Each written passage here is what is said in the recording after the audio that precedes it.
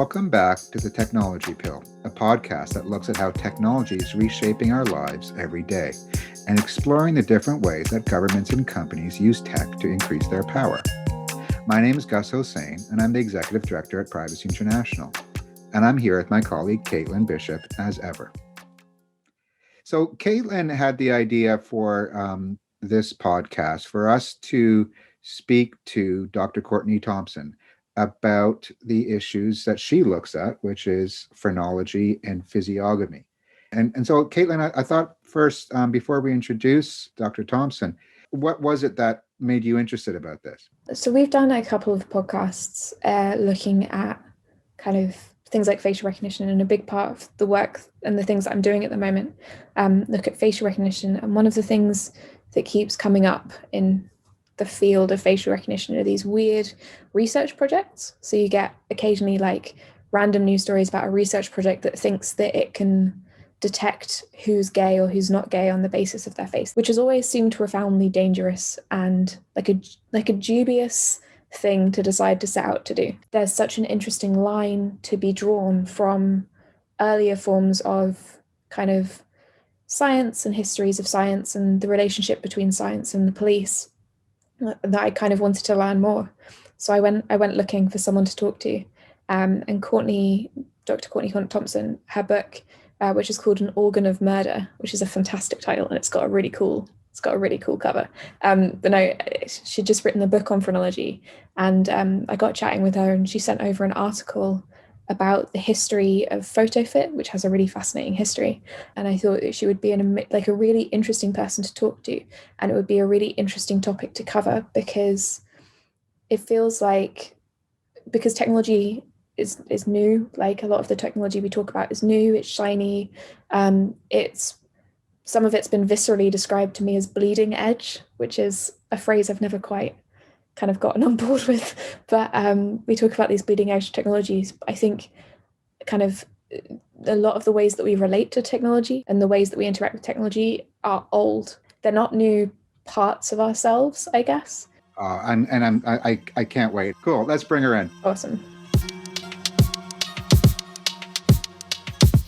What is physiogamy? And add to that, what is phrenology? Yeah, so physiogamy and phrenology are two sciences, two practices historically that often get confused. Physiogamy actually has a really deep history. It dates all the way back to the ancient world, to Aristotle, and we can define it as the art or science of reading character from the shape of the face. And I say art or science because depending on when you are in history, it can be seen as a very scientific practice, or it could be seen as more of an art. In the ancient world, it was seen as more of a science, for example, but by the time we get to the 17th, 18th century, it had largely declined in status. It started to be seen as something more like palmistry, like fortune telling, very much more associated with the vulgar masses, with superstition. And then in the 18th century, it actually kind of gets a bit of a bump in the 1770s and the 1780s, because this Swiss minister by the name of Johann Caspar Lavater comes along, and he writes this beautiful, lavishly illustrated collection of physiognomical texts that are much more geared towards the bourgeois, right? So physiogamy gets a little bit of a bump in the 18th century, and that's probably part of what sets the stage for phrenology, which is our other science. So phrenology is very similar to physiogamy in that it's also about judging character, judging the nature of the self or the mind. But I think that it's better to identify phrenology as more of a early science of cerebral localization, because while it did tie appearances to character, much like physiognomy, it focused instead on the shape of the skull, trying to identify what were referred to as organs or small regions in the skull that were then associated with parts of the brain and therefore associated with aspects of the mind or character. So it's very different in terms of practice, both what they're looking at. Physiognomy was looking at facial features. Phrenologists were looking at the skull shape, and it was never really about the skull. It was about the brain, and it was about the mind underneath it. Did or have police forces ever really used physiogamy and phrenology in actual investigations? Well, this is a question I can answer in a whole bunch of ways. First of all, police forces, as we think of them, basically didn't exist until the mid 19th century, and even then they were very slow going. They emerged first in, of course, the London Metropolitan Police sort of pops up first. Based on that, you have early police forces organized in Boston and Philadelphia and New York. So cities start to develop policing forces in Europe and the United States by around the mid 19th century. But they're slow going. They're not super successful. Many people don't trust them, and they are actually sources of their own controversies and potential forms of bad behavior. So it's a very slow transition into what we would consider to be modern policing and modern police forces.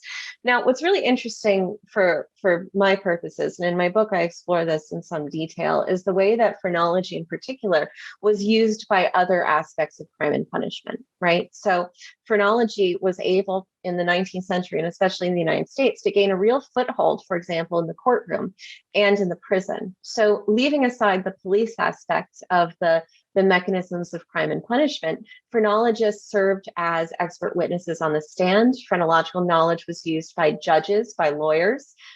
Phrenologists were invited into prisons throughout the century to examine prisoners, to give reports on what they found. And they also tended to visit prisoners in prison both before and after execution to take casts of their heads. And they would actually literally sometimes take their heads home with them, their skulls, for their collections.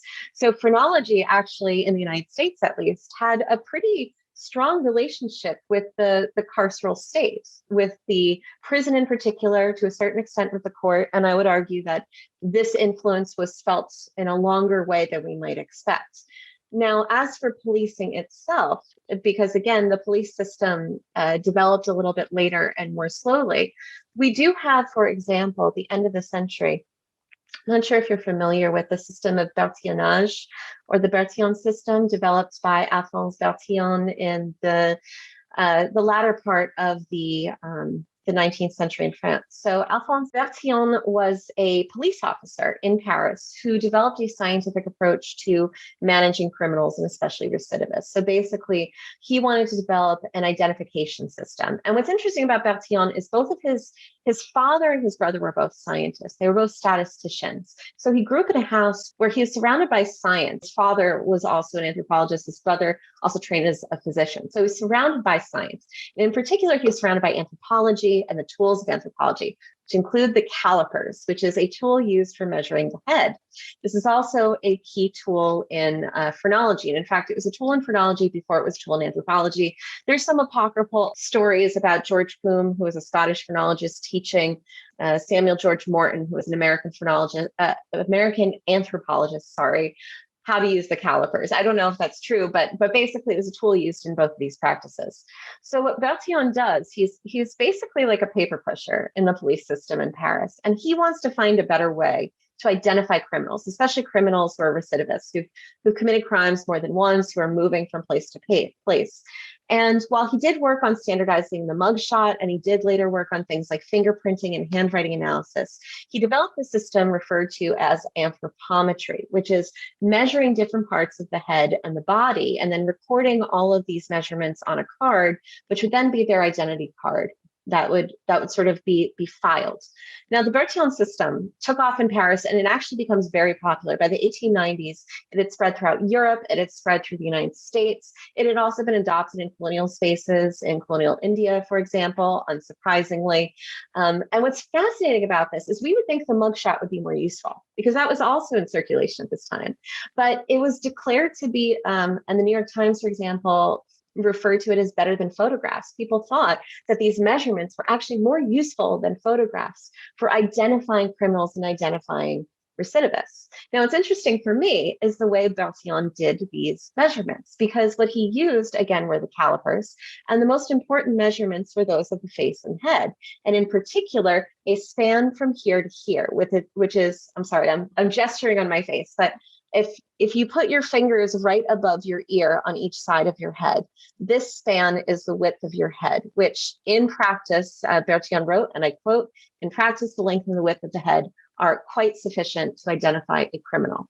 Now, the thing about that span, this place right here, right above your ear, if you're touching it, that is also the phrenological organ of destructiveness, which would have been known as the organ of murder in the 19th century. And the span from one side to the other side of the head was used by phrenologists to judge the potential criminality of an individual during the 19th century. Bertillon wasn't a phrenologist, and he wasn't necessarily using phrenology, but he was using the tools of phrenology. He was using a crucial measurement from phrenology, and he was centering this as a means of identifying criminals and finding them, re-identifying them. And I should mention that phrenologists at the latter part of the century, because phrenologists were still very much active at the latter part of the century, basically looked at what he was doing and they said, we've been doing this all along. Why didn't anyone listen to us? Like, this is literally how we've been measuring heads. And meanwhile, they basically said, well, the Bertillon system is all well and good, measuring the size and the contour of the head. That's literally what we've been saying to do. But they basically said, well, instead of doing these Bertillon cards with all the measurements on them, why don't you just cast the head in plaster, right? Why don't you just make a phrenological cabinet? What they wanted to actually supplant Bertillonage with was a phrenological police. So what we have are these very suggestive connections between phrenology and these latter-day practices of policing. And Bertillonage, which might also seem very strange, was used, at least in the United States, until the 1920s and 1930s in some places. It was only very slowly replaced with mugshots because, again, the measurements were seen to be more trustworthy than the image. And that, again, I think is a lesson about how important the skull in particular and the bones were for naturalizing difference, including naturalizing criminality. Can I just ask, so as you say, whether it's in the police or in court, what did an analysis sound like? Oh, that's a very good question. So it would depend. It would depend on the case. So sometimes you see phrenology just sort of referenced. They would cite phrenologists, they would cite phrenological things. What I find most interesting are two things. First of all, you do have phrenologists called to the stand or medical expert witnesses who literally use phrenology to tell us about the shape of the head. So for example, there was this court case in the 1840s in Pennsylvania. A man by the name of John Haggerty was put on trial for the murder of his neighbor and his neighbor's family. So the defense attorney claimed that Haggerty, as a younger man, had been injured. He had been thrown from a cart, or I can't remember exactly the nature of the injury, but basically he had a depression in the side of the head from an injury he had received. And so the defense attorney explained the location of this injury based on phrenological organs. Basically said, it passed through marvelousness and hope and ideality. And if I had a phrenological bust in front of you, I could show you exactly where that injury would have been on his skull. So it was useful for mapping the skull, quite literally. But in addition to this, he argued essentially that this injury caused his bad behavior, right? So it was used to explain, especially criminal insanity and other kinds of criminal acts. Basically, the shape of the head could be used not only to predict potential bad behavior, but also to explain things like why this man was, why he acted out in the way that he did. So early cerebral localization, this is not unlike the case of Phineas Gage in its own way. So anyway, Haggerty's lawyer calls to the stand a phrenologist by the name of William Fonstock. And on the stand, William Fonstock basically does the same thing. He assesses where the location of the injury was. He explains it using phrenological language. And meanwhile, the judge then interrupts him, not to say, you're a phrenologist, get out of my court, but to ask instead, well, what about the organ of destructiveness, which, as I said, was the organ of murder, right? And the judge basically is demonstrating in this case that by the time we get to the 1840s in America, there was phrenological literacy. People knew what the organs were, they knew where they were located, and they knew that that organ in particular was significant, that it said something about the potential danger of this individual.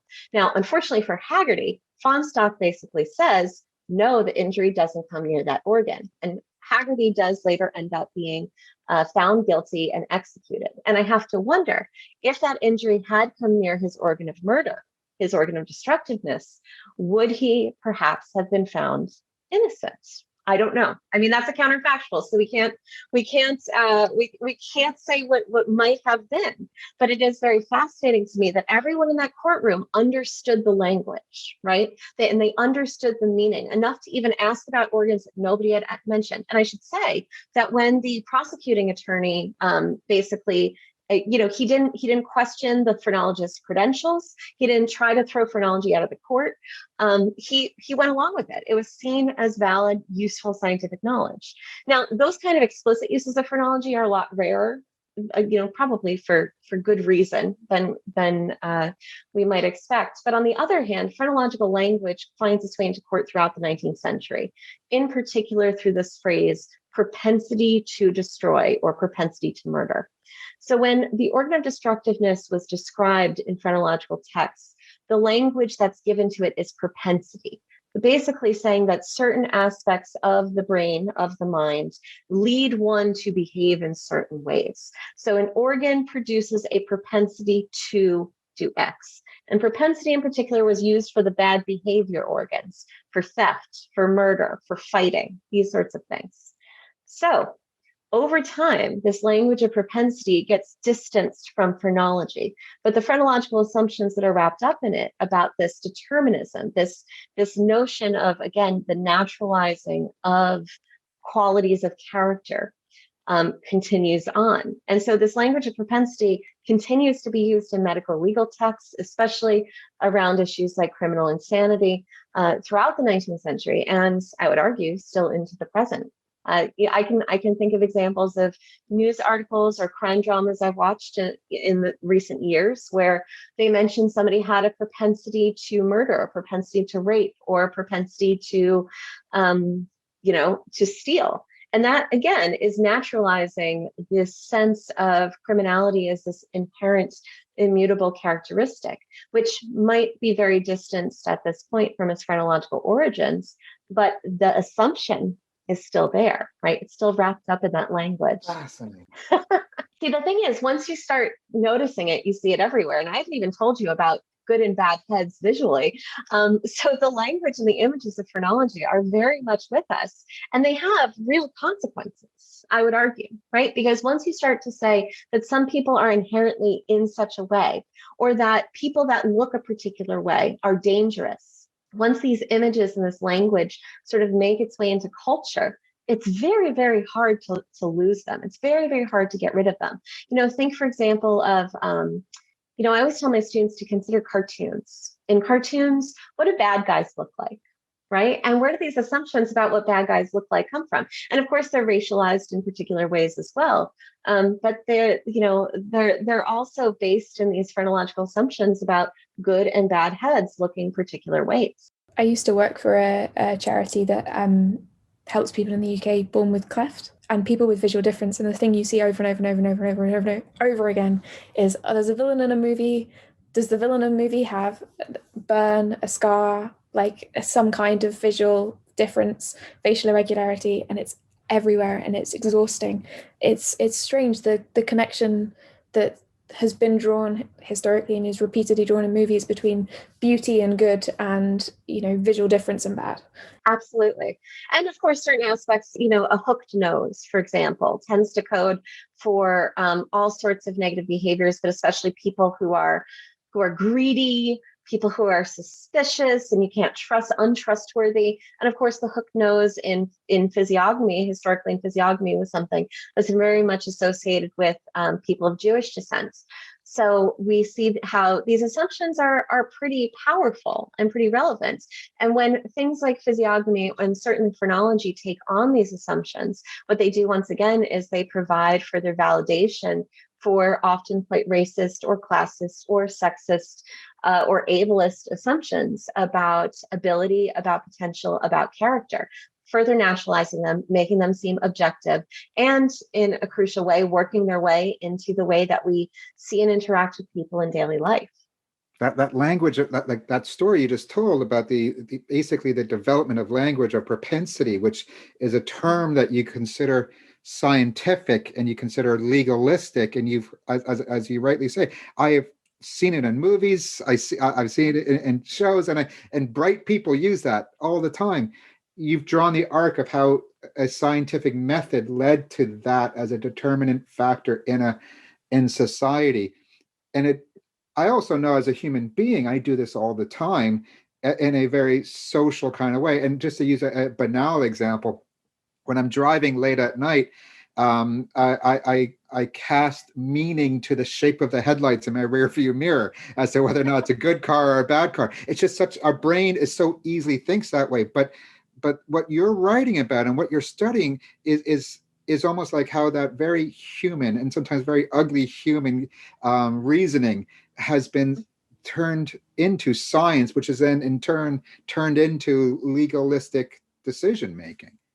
Oh, sure. But I also think, I'm sympathetic to a certain extent with our mid-century phrenologists, or at least perhaps not with our phrenologists, because I think a lot of them were terrible people. I should also say, it's complicated because mid-century American phrenologists, at least, were heavily involved in reform efforts. They were pro-penal reform. They were anti-capital punishment in general. They were pro-suffrage. They were anti-slavery. So phrenologists were really on the leading edge of a lot of reform movements, and yet a lot of their publications, nevertheless, reinforced sexist hierarchies and assumptions, racist and ethnic assumptions and hierarchies. So they, it's hard because there's this real tension in a lot of their writing where they argued against slavery, for example, but they also fundamentally believed that there was a hierarchy of racial difference, especially about intelligence. There were female phrenologists, including Lydia Folger Fowler, who was the second woman in America to receive a medical degree. And she published quite widely on both medicine and on phrenology. So we had very eminent female phrenologists who were also medical doctors. And yet the documents that they produced were very much along the lines of women are best in the home and a woman's chief responsibility is to her children. So that tension certainly exists.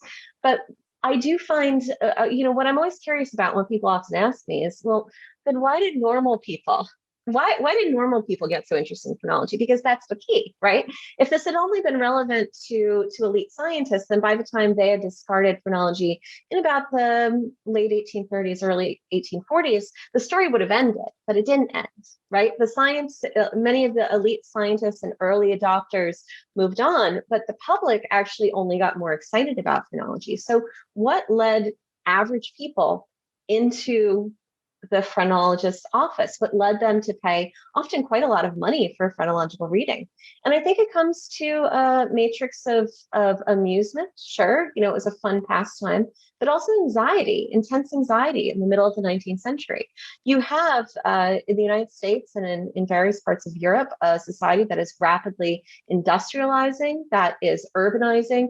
You have a lot of movement of people, immigration and emigration. You have a lot of political upheaval, right? From revolutions, regime changes, wars, and so forth. So you have this period where one is increasingly, as an individual in mid-century culture, especially in the United States, but certainly in Britain and France, right? You have a circumstance where one is constantly surrounded by strangers, and one has a lot of anxiety about those strangers. And in fact, I think a lot of the anxiety, and part of the reason why there isn't as much I should say, racial profiling in phrenological notions of criminality in the early part of the 19th century is because the strangers that most phrenological clients were most concerned about were other white people, were other people of European descent. Because if you're in a city and you're walking around, right, and you can see the people who don't look like you, and you can stay away from them. But what about these other people of European descent? How do you know whether to trust them or not? And that's why some of the most interesting things going on, and most of the criminals that phrenologists wrote about in the 19th century tended to be people of European descent, because they were obsessed with this notion. It's very much the sense of white people writing for other white people about how do we know who the good white people are. And of course, white being in quotation marks, because somebody who is of Irish descent wasn't white in the same way, right? It's whiteness of a different color. What is very interesting about racial profiling, though, is, at least in the United States before emancipation, there was generally seen in phrenological and other non-phrenological writing, even among the very racist writing done by pro-slavery advocates, this assumption that people of African descent could not commit crime, They were incapable. They weren't smart enough. They were too servile. They were too passive. So they weren't dangerous. You didn't have to worry about them, right? So racist assumptions about inferiority actually shaped notions of basically people of African descent just weren't that dangerous. Meanwhile, Indigenous Americans were seen as profoundly dangerous, which is why they couldn't be enslaved, but why they did need to be removed from their lands and they couldn't mingle with white settlers, right? Now, after the Civil War, after emancipation, suddenly all of these people writing on race, less the phrenologists, but other racial theorists and scientists, suddenly start to look at people of African descent and see signs of criminality that they had never worried about before. Because suddenly you don't have this abject body. You do not have enslaved people. You have free Black Americans in society who become re-racialized in this way that is that starts to fix criminal actions on the bodies and on the faces, I would argue, on the interpretation of signs of the body that essentially make racial profiling in the decades after the Civil War. So race and crime is very complicated as it relates in these documents. And I should say by that point, post-Civil War, the phrenologists were not participating in this re-racializing process per se. They were much more concerned with other things at that point. But you'll see sort of very racist documents from before and after the Civil War. And on the one hand, they basically say before the Civil War, oh, you don't have to worry about them. And after the Civil War, suddenly the Black body is reimagined as this dangerous criminal. It's very fascinating. It's very depressing, of course, but it is also very fascinating. It's just so interesting. But like when it comes to a lot of the tech that we look at now, and we'll keep coming back to facial recognition, partly because it maps so well. Yeah. Because what a biometric kind of view of a face is those little measurements between the eyes and between different parts of your face.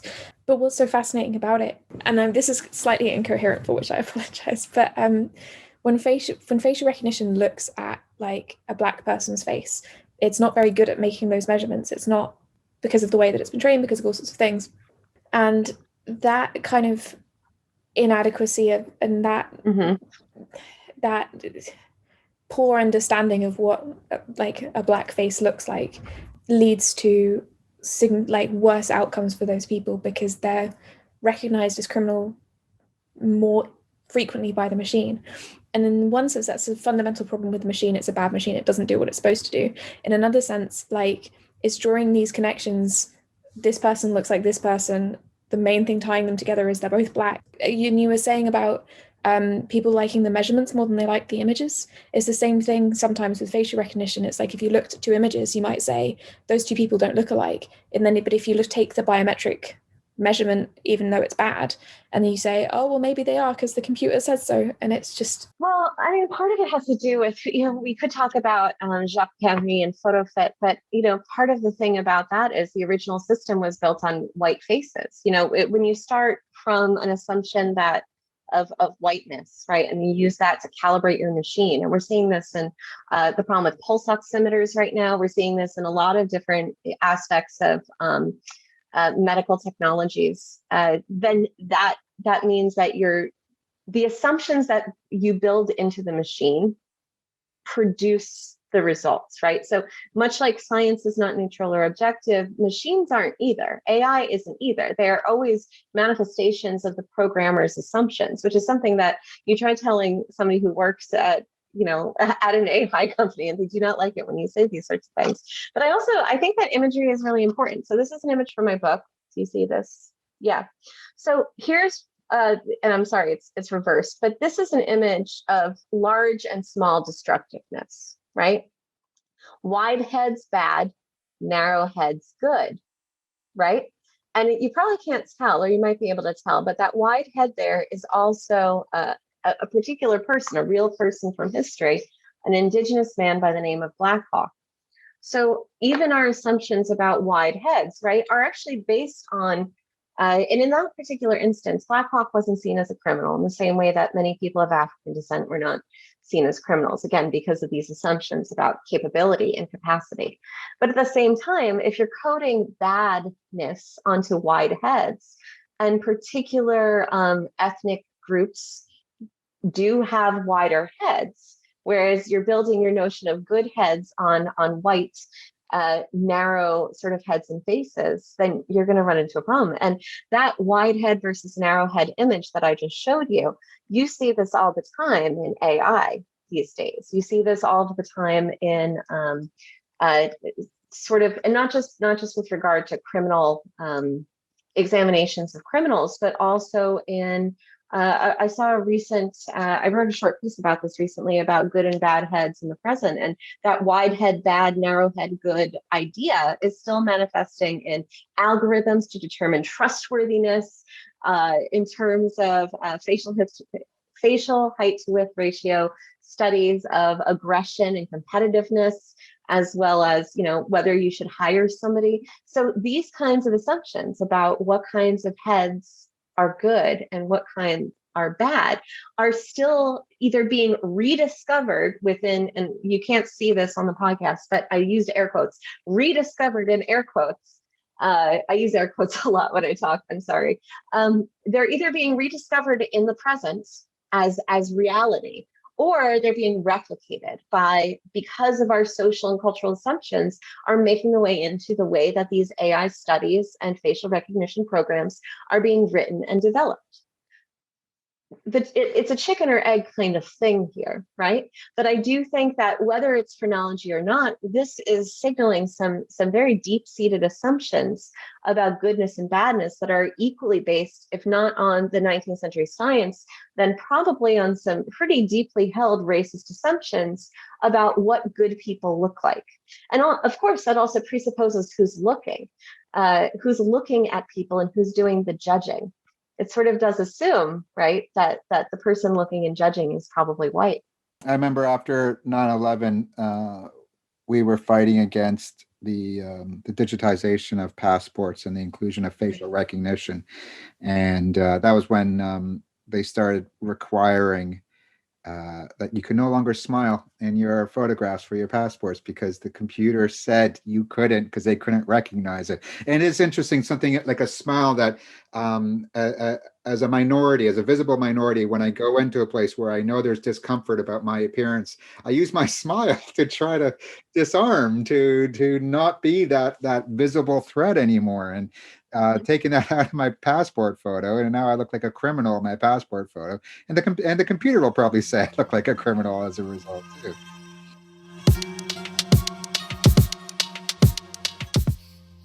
I actually wanted to bring up the photo fit thing. So you sent me an article about photo fit that was fascinating. So I wanted to talk about it because it was very, very interesting.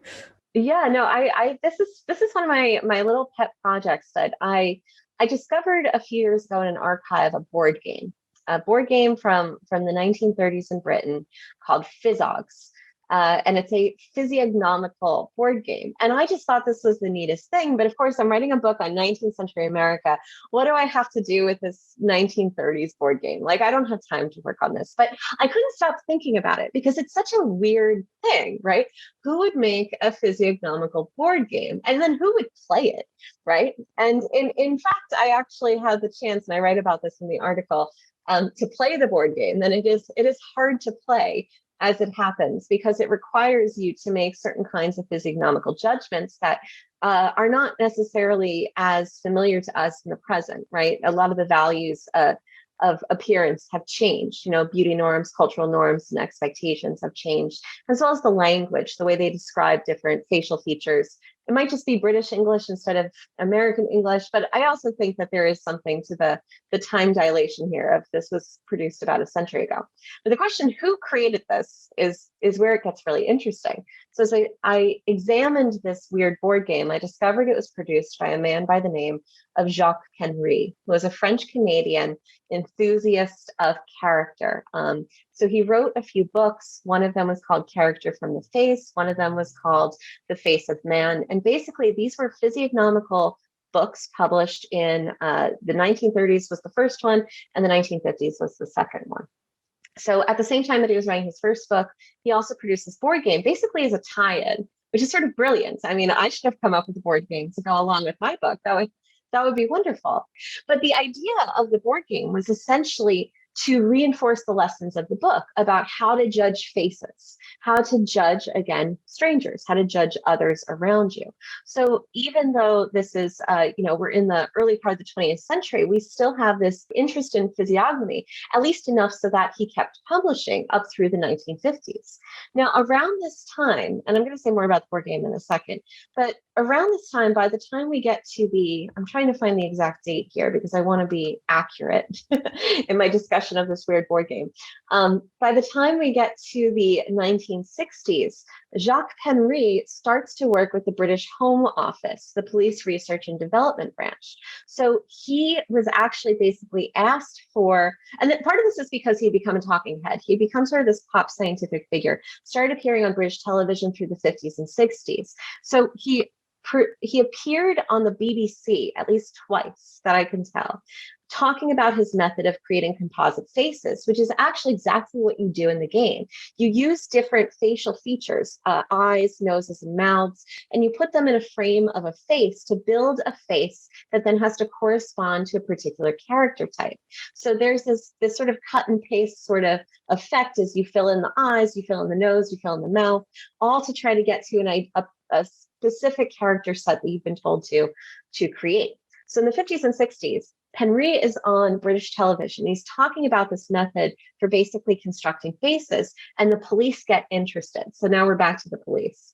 So in 68, he gets contracted with the British Home Office, the Police Research and Development Branch, and they want him to give them access to his system for building composite faces. So he basically says, yes, but you have to give me access to all of your police photographic files. So he gets this massive archive of mugshots to work with. And from this, he basically rebuilt his entire system with noses, eyes, hairlines, ears, other features, basically, so that he could create new faces within this police system. So this was the origin of the PhotoFit system, which was a facial identification system.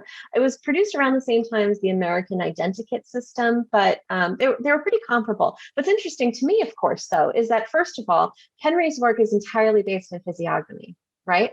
And that second, the board game that he produced was basically an early version of PhotoFit because it's the same sort of process of slotting in different facial features to create a particular face. Now, the police were allegedly not trying to create character portraits per se, but nevertheless, there's still this sort of bricolage effect with the different pieces in PhotoFit images from the 60s and 70s. You can sort of see the cutouts, like you can see where these eyes are from one thing and this nose is from something else. And then over time, the PhotoFit system actually was an object of research and study in the 70s and 80s. There was actually a lot of critique of it, and yet at the same time, it just kept growing. So the scale becomes really, really big. Between its introduction in 1970 and 1973, so in just 3 years, the PhotoFit database went from an original 5.4 billion possible faces to 12.9 billion faces. And all those faces were white men, just to be clear. Over time, they did add non-white men and they did add female faces, but this was again based in assumptions of whiteness. That's where the most variety was. And again, it was also based in these assumptions about physiognomy, which I find to be personally very fascinating. In the same way that we're still replicating phonological language and imagery, when we use facial identification, we're still using physiognomy. And I just want to add just really quickly, he never denied this. Right? He actually said in interviews, Penry actually said in interviews that basically, yes, the system I use in PhotoFit is the same as the board game, right? Which was a profoundly physiognomic program. So maybe the physiognomy again was stripped out of it, but the connections are still there and still suggestive. What does it mean when you have a physiognomist develop your identification system? That is still more or less in use today, or versions of it are still in use today. It's also been interesting weirdly, we've done increasingly like work on public procurement, and it's also really interesting to hire a private contractor and give them loads of like fairly confidential data that they otherwise wouldn't have had access to allow them to develop a system, which is a model that we see again and again and again, and is in and of itself quite problematic. And again, when he appeared on the BBC, when he was talking about this, like he wasn't already a part of the police. They basically saw a physiognomist talking about physiognomy and his facial system on the television, and they decided, aha, that's the guy we want to develop a facial recognition system. It's also some of the descriptions, like the character options, like you talked about one where the woman's supposed to be magnetic. And it's such a familiar descriptor because it's familiar to me from like Agatha Christie, where she describes like magnetic women who are, and you see the picture and I'm like, that's not how I imagine them, but that's interesting.